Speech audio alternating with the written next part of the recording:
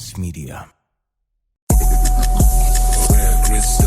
Welcome to a once-in-a-lifetime experience like never before. Presented by Mass Media. A show filled with laughter, knowledge, and also transparency. It's a journey of diving into the unknown And turning it into the known. turning the uncomfortable into comfortable. I'm your host, Mr. Wowser, and welcome. Let the beat rock. To the D.A.R.E connection. TDOC, welcome back. I am your host, Mr. Wowser. Back with my co-host, Kayla, a.k.a. KGB. How you doing? I'm great. What's up with you? I'm doing good. I'm ready to get this interview in. Me too. So we're doing the TDOC Spotlight on the greatest cannabis retailer in California. I'm talking about March and Ash. These individuals I'm interviewing have dedicated so much time and contributed so much creativity to help make March and Ash what it is. My guess, you want to know who? I'll let you know after this. Wowzer. I'm on go. Yeah, it's about that. I'm with special guests and we. You know, right after that is bye. Oh, God. Hey, you know that it's about that. It's time for our special guest. And welcome back. I am here with my special guest, Keila DeFede. Hey everybody, what's going on? Well, welcome back. She is the marketing and operations lead of Blue Yellow, and I also got Will Amador, who is the technology director of March and Ash. How you guys doing today? Doing good. Doing Excited great, to be man. here. Very happy to be here. Thank you. Right. Yeah. And it's their first podcast interview, so we're going to give them the greatest TDOC welcome that we can give them. Now, let's get to the meat of this, right? And I want y'all to hear the papers flipping because I want to sound important. Kayla, Yeah. how was life growing up for you in San Diego, California? Life growing up in San Diego has been awesome. I'm very blessed to be a San Diego native, born and raised here, more specifically in like Chula Vista, San Ysidro area. South Bay. Yeah, South Bay reppin'. So growing up in San Diego, I've been exposed to so many different cultures, traditions, people that have definitely shaped me into who I am today. That's incredible. Yeah. Spring Valley? I don't visit Spring Valley too often, but South Bay. Shout out South Bay is It's pretty where I'm close. at. Yeah. Pretty close. Not yeah. too far. Nice. Will, you're a San Diego native too, right? Yes, that's correct. Tell us about what it was like for you growing So up. I always like to say I live on the edge because I lived in San Ysidro the majority of my life, and then it was awesome. I've always had a great childhood. I lived like on an acre of land. Wow. So I had a lot of room to play. I had a nice tree house and stuff. So Yeah. it was definitely Ride bikes and do all that fun stuff. I was blessed in that in that way, but ended up going to Imperial Beach High School and middle school,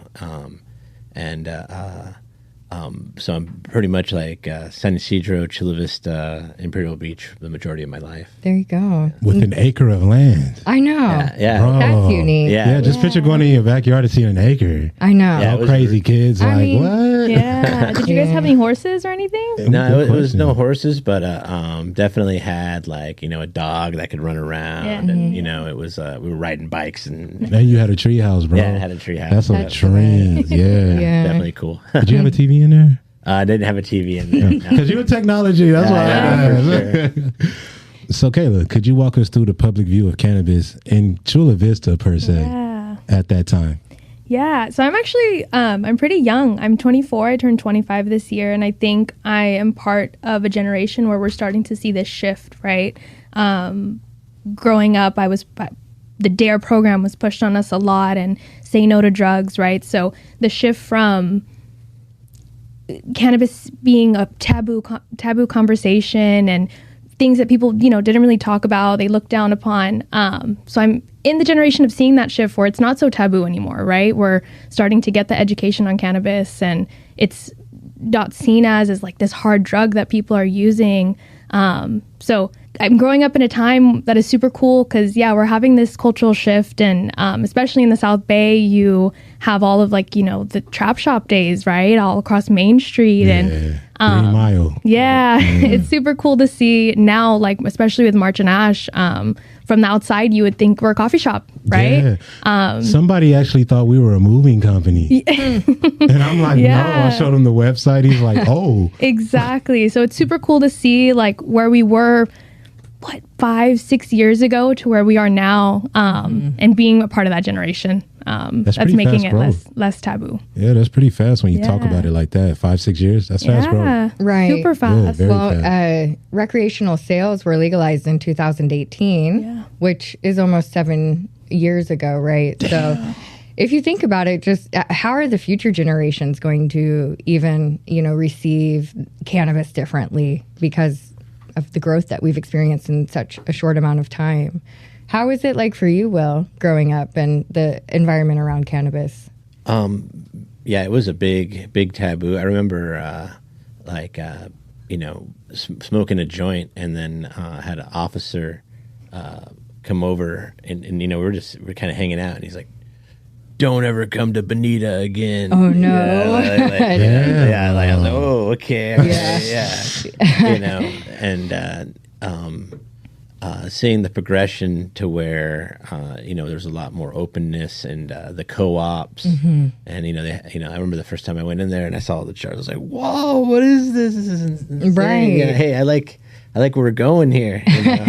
So, pretty much, we went from co-ops to medical to retail, and it's just seeing it. From being from the start to where we are now, it's so much nicer.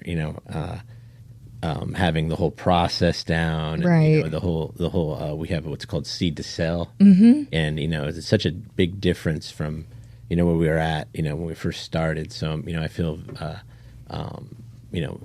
I have a lot of respect for where we're at now, and just kind of want to keep it going.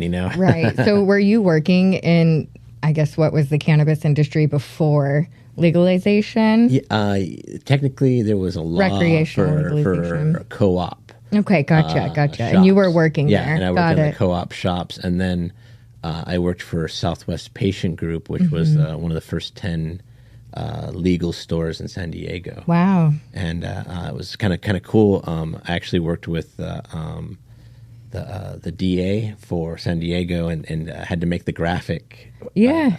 And it had like all the logos and stuff like that. That's it was cool. Kind of neat. And pretty much I got a call to work at this business, and I go, wow, this is we had the first store over here, and it was just beautiful. Right. I mean, I've never seen it.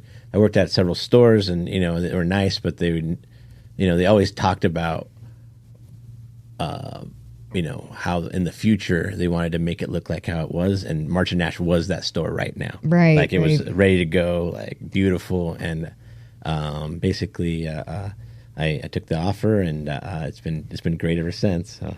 That's cool. You've really gotten to just experience all the different phases that the industry has experienced, and it's a pretty unique experience. Yeah. I agree, because I don't really, we hear about the D.A.R.E program from these guests so far, right? But you're the first guest personally that I've met that actually worked on the legal side to get to this point where you're still working legal. Because 7 years ago, we used to go to North Park to get green cards, right? To go to illegal dispensaries. Right, unmarked businesses. You had to find it somehow. I didn't even have to get it. I'm going to an illegal dispensary. You never know when it's going to get raided. Yeah, they pick up and move. It's a guy that's in the hood with a lab coat on giving me a rec card. Right. Can I trust this? It's $25. Like, okay. Great. Now, Kayla. Yeah. K-Day. Do you remember the first moment you fell in love with marketing overall? I think marketing has always attracted me. One, I have 3 older sisters that are all in the marketing industry in some way. Yeah, so I definitely find a lot of influence through them. But I think something that attracts me the most about marketing is the education that we get to provide around products and really anything, right? In our market, it's obviously about cannabis, and how will people know what they're smoking? How will people know what they're consuming, what they're buying, right? Without marketing. So I've always had that interest for sure, and I also think it's another way to kind of have an influence on people, right? Without necessarily being an influencer. So yeah, you get to shift people in different directions and explore different things. So it's always been very interesting to me. So that leads me to ask you this. This is a personal one. So now that you learn all this stuff with Blue Yellow, would you apply it to your own personal like ventures like podcasting and stuff like that? Yeah, podcasting has always been something that interests me, because if there's anything I could do, I could definitely talk. That's I find myself seeing things differently, right? Whether that's like watching a movie and seeing like a product placement, and I now kind of have this hat that I get to wear in my everyday life. So yeah, like watching movies, seeing product placements, or just seeing the different billboards around town, and how does that influence me? Because I'm definitely someone who I get got all the time by marketing. I'm the first to add stuff to my cart. Okay, you don't get got by the Snickers commercials, right? You know how they do. Because they got good marketing. Yeah, you know what I mean? They do. But have you bought a Snickers? Oh, for sure. Oh, okay, it worked. Exactly. So yeah, so it's really cool to like have that mindset as I just live my everyday life, right? But yeah. That's incredible. Yeah, it's Marketing. interesting. I mean, I know that I find myself like coming up with marketing ideas for everything all the time, even if it's like a random everyday object. It's silly, but it's fun. I find joy in that. Yeah. But for you, Will, what is it about technology that you love? Like what drives you toward that kind of? Well, the first piece of equipment that I got that really like blew my mind was when I was in kindergarten. For my graduation, I got the Nintendo, the first one with Duck Hunt. Yeah. Wow. Nice. You had to blow the cartridge. Yeah. Whole deal. And the whole fact that I had all these cool games and I'm playing on the TV, and I was like, hey, I really enjoy this, like this whole technology type stuff, and I started gravitating from that to computers. And then from where I got from computers is there was a lot of DOS games at the time where you had to hit the command prompt, and it'd bring up there was a ton of different games. And so basically like my interest in games like kind of broadened my interest into the technology, because I wanted to be able to access it. So as I got more and more, I just basically got into computers essentially one of my first jobs was Fry's Electronics. Oh wow! Yeah, shout out Fry's, man. Yeah, for sure. That was actually a really fun job. They had one section of the wall that you just could not. You know what I'm talking about? Yeah. You can't walk over there. No. I worked. My first job was software, and that included the DVDs and video games and CDs. And all the DVDs. So it was a real education when it came to music, movies, software, video games, and basically when it came to the software, people would be asking me questions about Photoshop. They'd be asking me about questions DVD X copy. We were selling. There was a lot of those at the time. We made a lot of money. Because DVDs were brand new still back then. Yeah, they had like a software. DVDs were like DVD players were like $400 or $500. What? Yeah. It was like a new whole different time. You remember that? I don't remember buying a DVD player. We bought the cheapest one. I'm years just like later. I didn't realize they were $400 or $500. Yeah. The PlayStation 2 kind of like brought that down because it had a DVD player on it, and it was only $300. There you go, and then you get to play a game and play a DVD. Yeah. That was the old trick, which is, hey mom, we need a DVD player. I know that's how we got our PS2. PS2. Yes, that's amazing. Thanks. Yeah, man, that was best DVD player I ever bought. I missed the PS2 days. That was like a era of gaming. That's the golden age to me. Yeah, for sure. No, I think that's what's really cool is that you've gotten to see the transformation of these like game consoles and technology and how it's changed. I had a real sweet spot where we were using like floppy disks and the old color iMacs and stuff like that. Oh yeah, the blue purples and stuff. Oh yeah, those are cute. Windows 95, 98, Yep, ME, XP. I remember those days. Yeah. Those days I do remember. All I hear is dial up when I hear that. I know. It takes 10 minutes to get online. Literally, I'm sitting back like, Actually, Vista was one of the reasons why I took off from Fry's. Oh, wow. So basically, I was a computer commission salesman, and the Vista operating system was so bad, like nobody wanted to buy it. It had a bad rap, and I don't remember it. It had a very bad rap. And it was like ghost town, man. It was this like 10 salesmen walking around bare aisles, and I'm like, okay, there's got to be. So I actually, my pops got me working at the San Diego Trolley for a couple years. Oh wow! And that was actually a really good experience as far as I got to do all the mechanical, like working top to bottom, and then the actual operating system on the trolleys is Linux. So it'd be diagnostic stuff and like that. That's and cool. It was pretty cool. But I had a girlfriend at the time, and she offered me a position more software related, and pretty much it was provisioning 3G, 4G wireless data cards in Sereno Valley. Wow. And pretty much like I kind of get my start like in that industry, and I worked in a while, and basically learned graphic design and programming, like actual. I was going to ask you that. Yeah, I actually learned how to program code while I worked in that position, and then from there, I ended up working for this company called Internet Connectivity Group, and basically they were like in charge of like big projects, like for McDonald's, their digital displays, the Patriots. Yeah, don't give them too much. We got questions to ask you. Okay, no problem.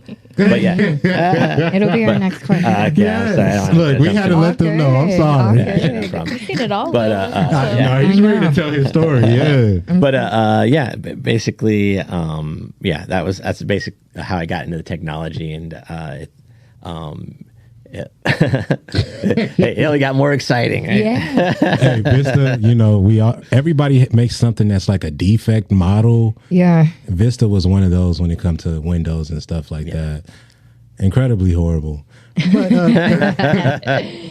so, Kayla, I think you would agree that marketing and cannabis have a great duality of chemistry, chemistry of duality together. 100%. But what are your reasons why? The first thing that comes to my head is again the education part of it, and going back to what I was saying earlier about like the shift from like the trap shop days and just going in and buying like a gram of whatever, you don't even know what you're smoking, to now there's so many different options out there. I think in my role I get to wear so many different hats, right? I get to wear the hat of the retailer, but also the hat of the brand, people now they come in and there's so many different options, and they're never going to know what to get at this point anymore, because there's just so many different there's just such a variety of things, and education is such an important part right now. Teaching people what they're smoking, how to smoke, right? There's so many different ways that are coming out, all the different devices, right? Especially with like our older crowd, like my parents are just so used to like the little doobies, like I rolled stuff for them on 4th of July, and they were so amazed by like the filter and like how nice it looked. Yeah, but it like was they're perfect. yeah, and they're so used to like the old school weed. You just throw it in there and twist it at the top. Like, whoa. Yeah, they were watching me the whole time like, how do you do that? Oh, wow. Yeah. Awesome. So it's really important to educate our people as to what they're smoking these days, and how they can consume. I also think we see a lot of people who shy away from cannabis because they have like that one bad experience, right? They think, I got too high, but they don't realize like it could have been that terpene, right? It could have been like your body just didn't respond well to that specific flower or that specific strain. So as cannabis grows and as it becomes less taboo, and as people become a little bit more open to exploring, I also think like that education helps them not be so scared anymore. And then again, there's so many different products, so how would people know without marketing? That was well explained. And I'm gonna just say this subjectively. I don't think anybody really has a bad experience. They just don't acknowledge the fact that their body is now getting acclimated to getting something that they were absent for this whole time. 100%. Like, it's like taking a Tylenol. Like, I mean, you feel that first one, or ibuprofen, 800 milligram. Yeah. You're gonna feel that numb. Yeah. It could also be dependent upon how much someone takes. You know, if you had that bad experience, maybe you took way too many milligrams in an edible, and like that could make anybody see Jesus too soon. Yeah, I agree. Especially in the old school days when they're just selling like 1,000 milligram I was just edibles. about to, that's why I didn't eat until John got me back on edibles. He gave me some 710 hash gummies. Well, strain specific, true to flower He's like, try this, Deontay, I'm telling you. I'm like, but 1,000 milligram Rice Krispie changed my life at the trap. Yeah. Changed my life. I thought I was gonna die. Heart beating fast. I'm panicking and shit. Yeah. I always say that people always have to have like that one experience where they think they're gonna die. Yeah. It's Call the ambulance, necessary if you use cannabis. Yeah. It's like the it's your, what do you call that? It's your initiation. Yeah, it's your initiation. Yeah. It's like drinking too much liquor, right? Exactly. We didn't have blackout nights. I Yeah. definitely had a few. Never again. No. I did have one recently though. Uh-oh. I know, and I said I'm not drinking again. Yeah.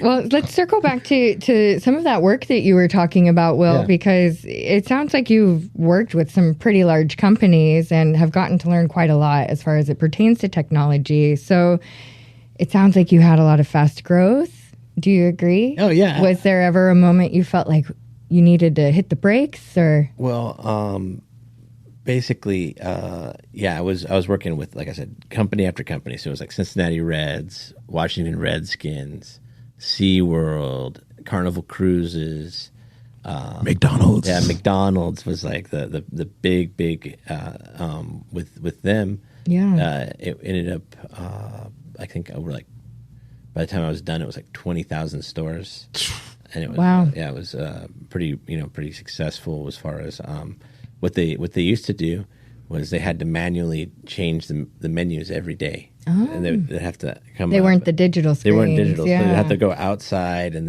they would change the thing like clockwork every day at like 10:30 or whatever.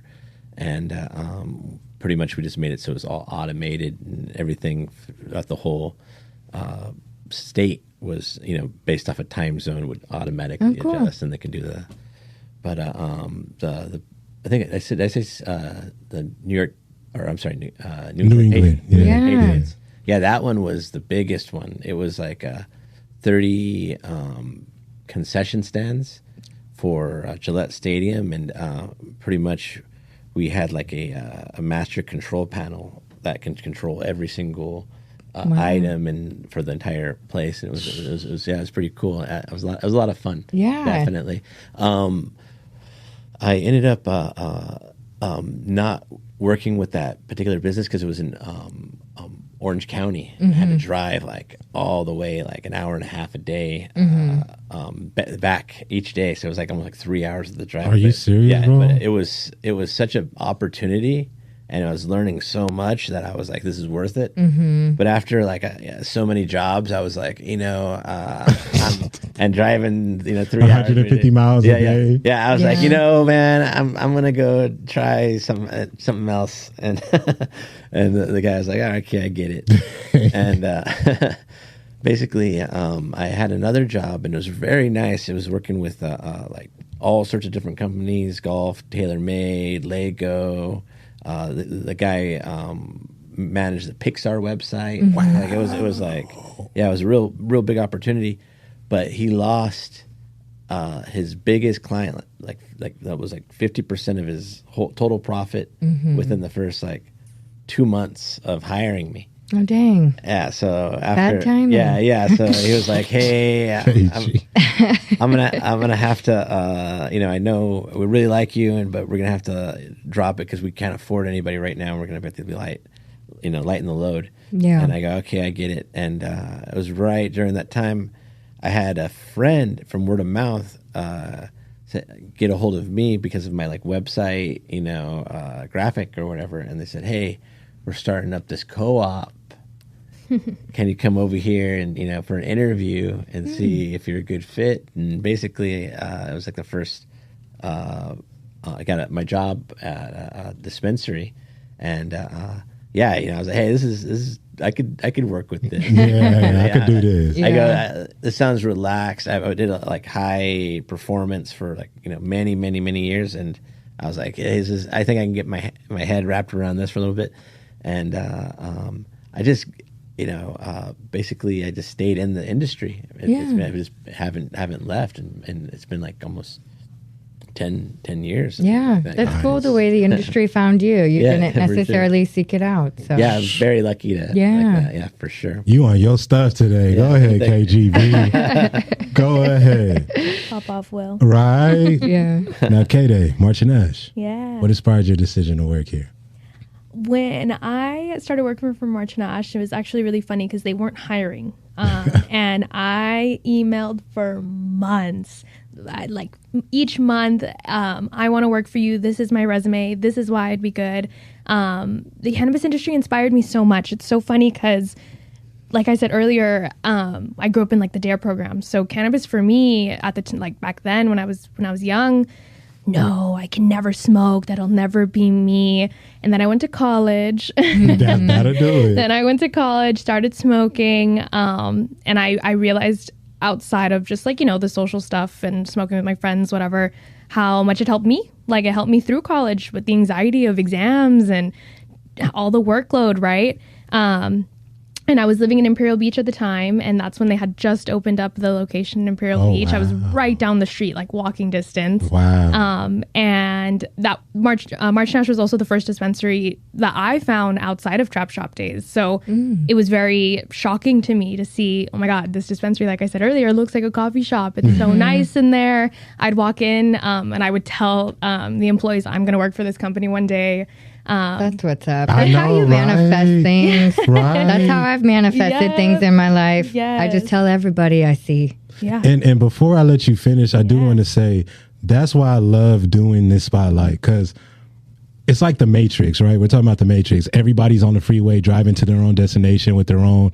So it's like amazing to hear with March and Ash, even with what the name means, how everybody kind of manifested or just walked into this. It's like March and Ash grabbed. Yeah. It's insane. It's an It energy attracted, here. yeah, Right. It's a big energy here. Yeah, It's a big one. definitely. That's so funny too, because I started working for March Nash, I think 2022, I think it was, or maybe even 2021. Now my whole friend group works for March Nash. That's It's amazing. a whole family affair. So Crazy. Yeah. But yeah, I wanted to work for the company. I emailed for months, and then I finally got hired on as a concierge over at the Chula Vista Telegraph location. Hey, shout out Telegraph. Yeah, man. shout out my Telegraph people. That'll always be home. But yeah, I also knew that being a bud wasn't forever for me. I knew I wanted to grow with the company, and I wanted to find my place within the cannabis industry as a whole. And I definitely got super lucky discovering Cannacraft and Blue Yellow and being where I am now. It's super great to see. I'm going on year 3, so it's crazy to. Congratulations. Yeah, thank you. And the stars align for you, girl. There's no luck in that. Thank you. Yeah. Will, what inspired your decision to work for March and Ash? Pretty much, like I said, I worked for Southwest Patient Group, and the gentleman that I worked for, he had another grow facility, and for whatever reason, it failed. And the whole side on basically financials for the actual dispensary was just going way down, and they were right in the transitional period where they were having. I remember it took like a month before I got my paycheck one time, and I'm like, this is not looking too good. So I got the news they were going to be buying, or Urban Leaf was buying them, and they were offering basically a position, and that's when John hit me up and pretty much told me, hey, I got this, really nice dispensary going on. I want you to come in and check it out. And I go, okay, you know what? Let me go take a look. And man, I was like, oh wow, like, what a beautiful, facility. And like, we have. He says, yeah, we have the whole building. And this is the Mission Valley shop. Yeah, Shout out Mission Valley. Yeah, that's the Mission Valley shop. So the shop number 1 headquarters, and I saw the waterfall coming down the thing and the nice patio, and I was in the San Ysidro spot, Right. and there was like crazy people running around, there's all sorts of Yeah. It's wild out there. Yeah. A little numb. So I'm like, okay, all right, man. Yeah. You won me over. All right, sign me up. And they had a really good mantra where they, had a very big emphasis on hiring from within. So, I honestly, from being here from the very start, I have to say that the growth has been, very much, they cultivate, good employees that become good leaders, and then they become management. Yeah. And what's called Mission Valley in particular, is like a good spot. I can spot a lot of people that worked here, and then they got moved over to other positions in other stores. And this is, like I said, a very because it's our biggest store. It's got a lot of stuff always happening. So if you can handle it here, you can basically handle it in other. Huge shout out to Vista too, though. Yeah, Vista is a pretty big store. Oh yeah, hey Vista. I worked out there. They're shout out Vista. They're freaking nipping at our heels. Yeah. It's a great family out there, though. Yeah, they're great people. Yeah, and you really learn your work ethic there because the store is so big. Yeah. You really learn a lot. I feel like if you go from Mission Valley to Vista and then anywhere else, you're going to be able to take over anywhere, because Vista definitely teaches you a lot. You kind of take on a lot of positions there as a concierge. I actually helped out land the Vista position. I had me and my Johnny. We had to go over there and stay outside for our place in line for when they were passing out licenses. Oh wow! And we freaking camped out there for a week. Wow! Bro. And it was the wildest week, man. They were out there with heaters, and man, it was ridiculous that we had to go through all this just to freaking. But pretty much we went through it. I had. You gotta get a round of applause for that, because Vista is right, and the fact that you did that for March and Ash, it shows your dedication to the company. For sure, yeah, Right. man, yeah. For sure. Thank you. Yeah, incredible. Well, me and KGB got to pay some bills, but we'll be right back after a word from Cannacraft. Wowzer. Cannacraft. Their brand. Cannacraft's award-winning brand portfolio is the convergence of industry expertise, cutting-edge technology, and the belief that cannabis has the power to transform lives for the better.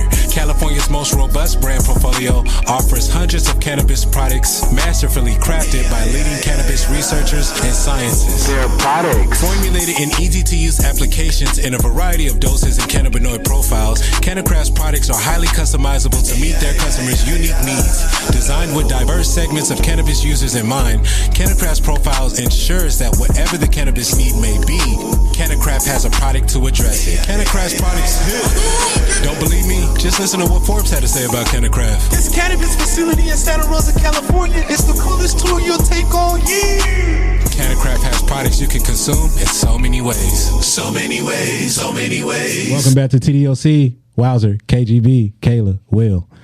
So yes, Will. Yes, sir. I don't know why I do that when I'm about to ask questions. That's all good. But I picture all the talk shows that I watched growing up, and I just like doing that. You feel me? For sure. So, Will, Amador, have you thought about creating a game or working on a game or developing a game studio? That's my own personal question. Yes, absolutely. My favorite game of all time has got to be Mega Man. Oh, wow. So I loved, the whole. I had Mega Man X5. Bro, That's the jam right there. It was a great game. What was I going to say? So I always liked, sprites and, basically, the whole, scrolling and the whole deal and Platformer. Yeah, platforming.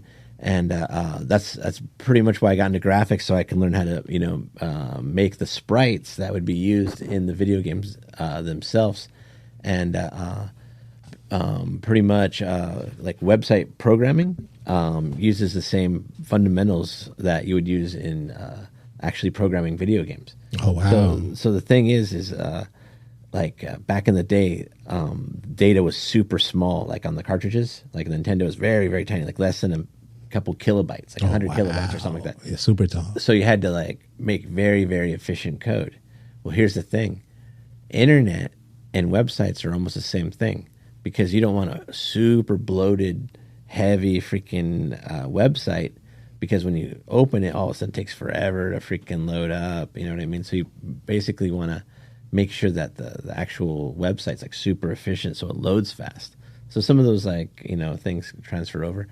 But one of the things that I've been getting into in particular is Blender, which is the 3D program for like making models for games and stuff like that. Like PS5 type. Yeah, nice. for sure. Yeah. The thing is Linux has a lot of open source software that they generate, and the thing is like back in the day, to get to this type of software would be like $2,000-$3,000, but you can just straight up like, hey, Blender for Windows, completely free.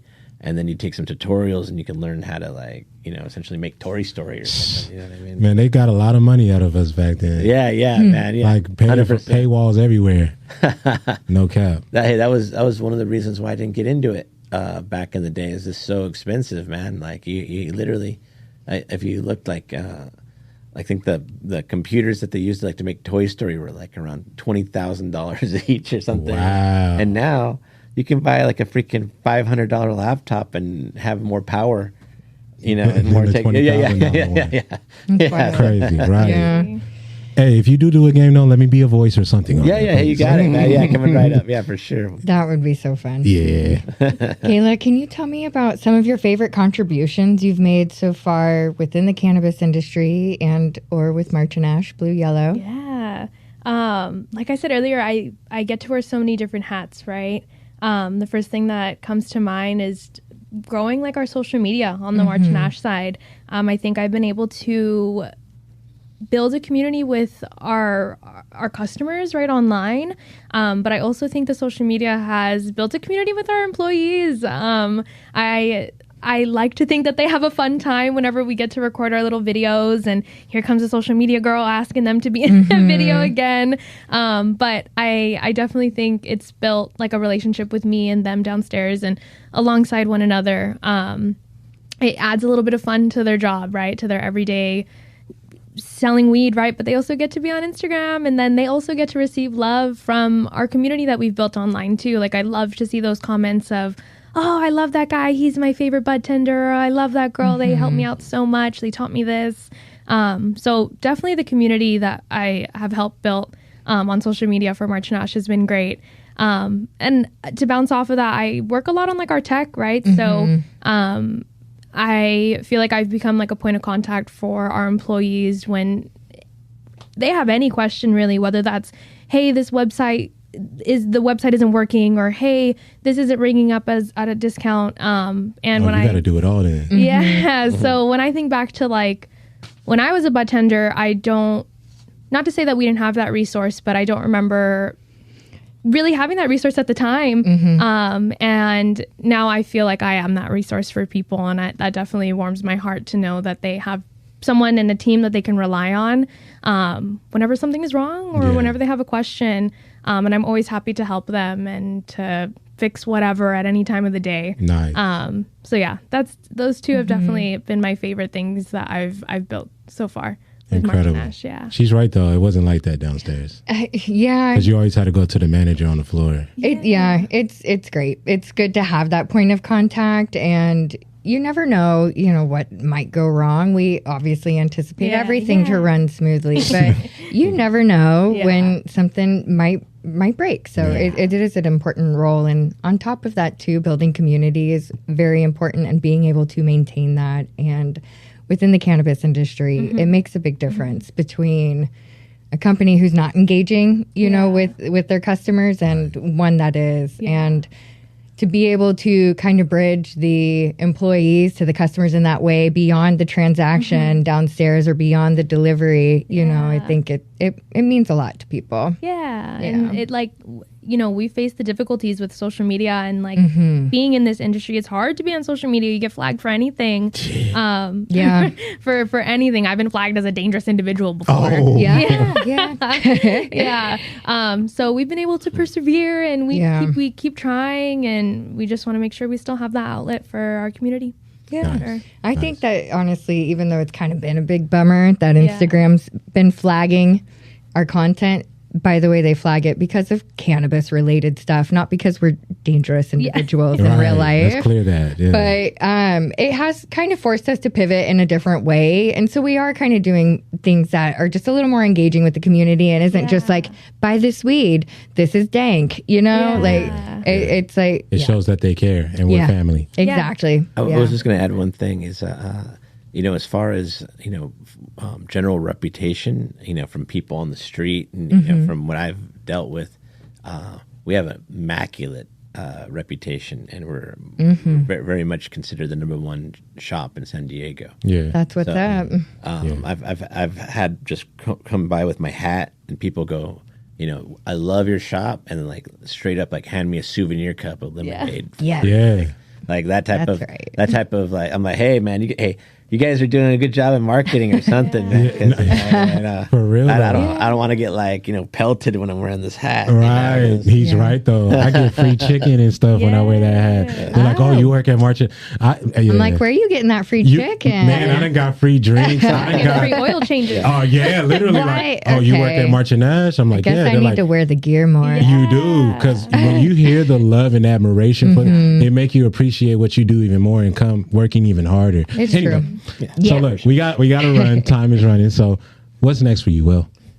Right now, man, like I said, I've been focusing on some of that 3D blender, actually like trying to get a little bit more efficient with some of the things that video game engines use, like Unreal Engine and stuff like that. Yeah.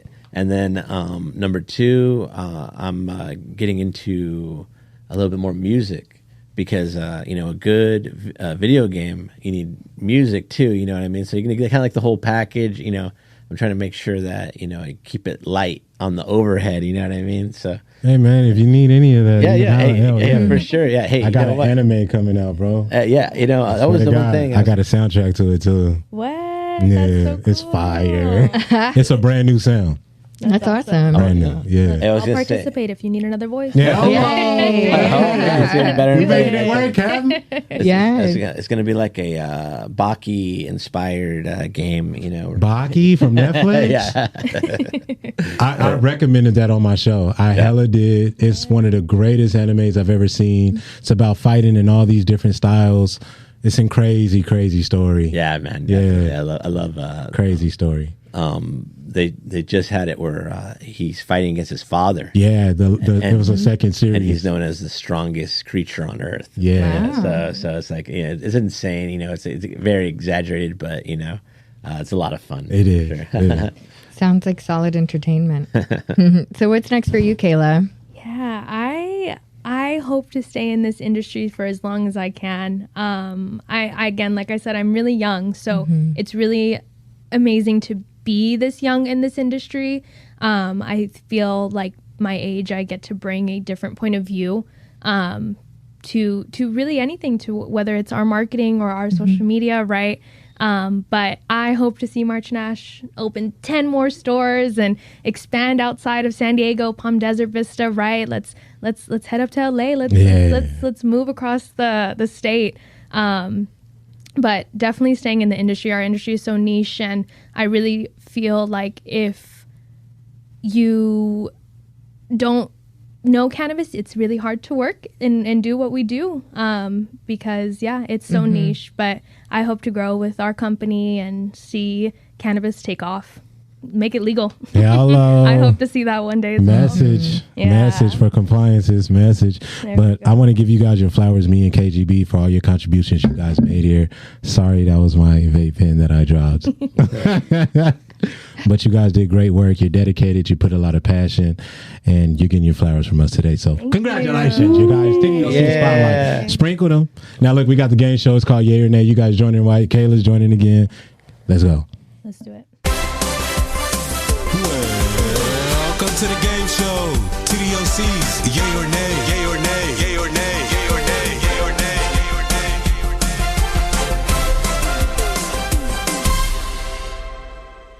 So, TDOC, yay or nay? This is a this or that type game, so I'm going to ask you either this or that. Okay. You reply. The rules, I would say. You can either say both. You cannot say nothing. You know what? You can add something. Ooh. Okay. So if I didn't put it in there, you could be like, but I like hockey. Okay. Then that's a choice. Okay. Right. So let's go. All right.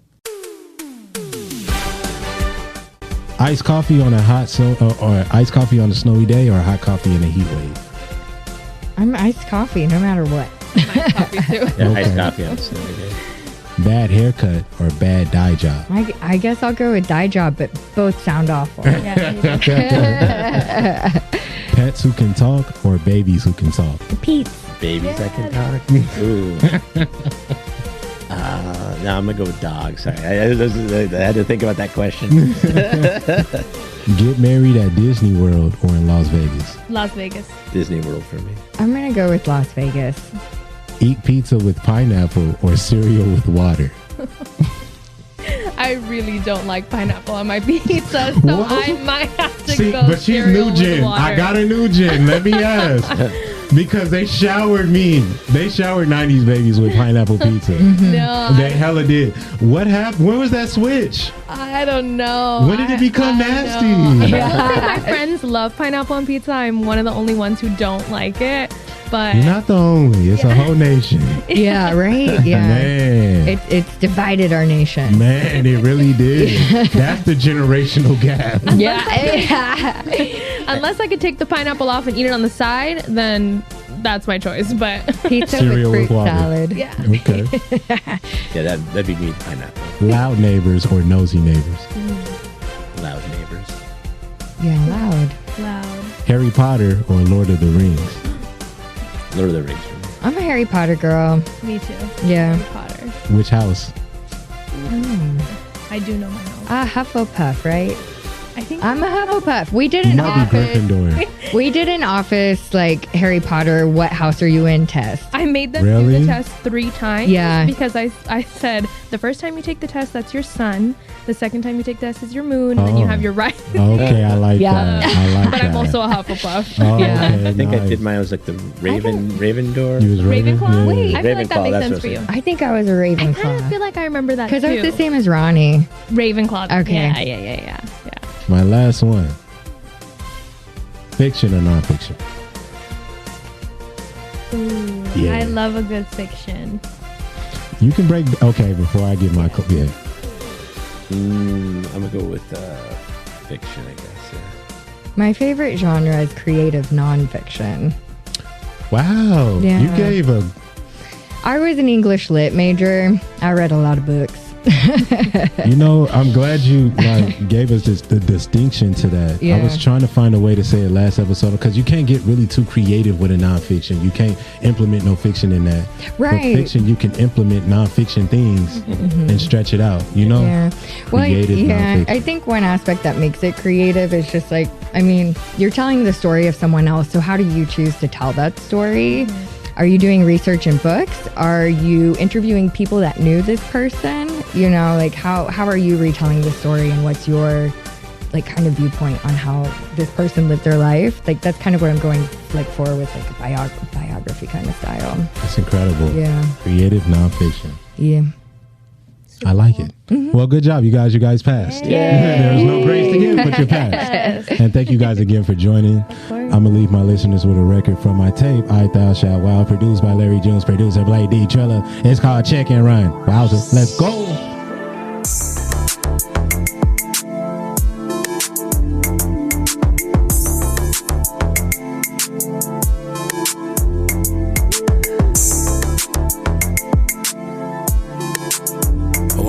Wowzer.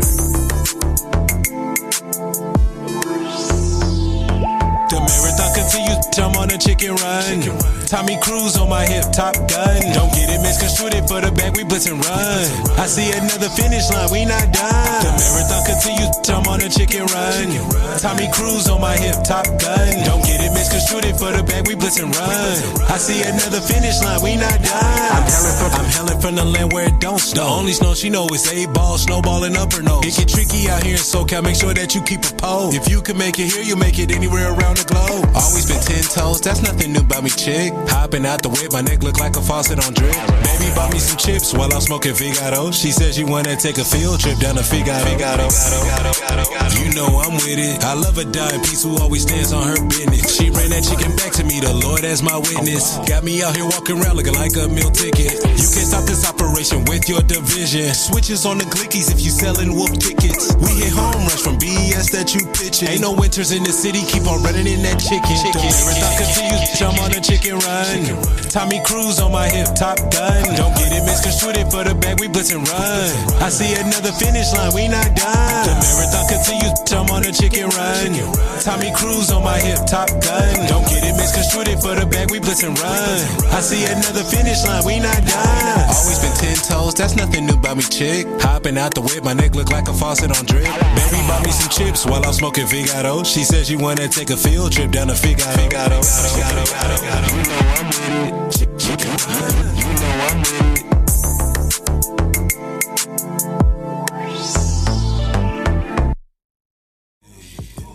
Thanks for listening to the D.A.R.E Connection.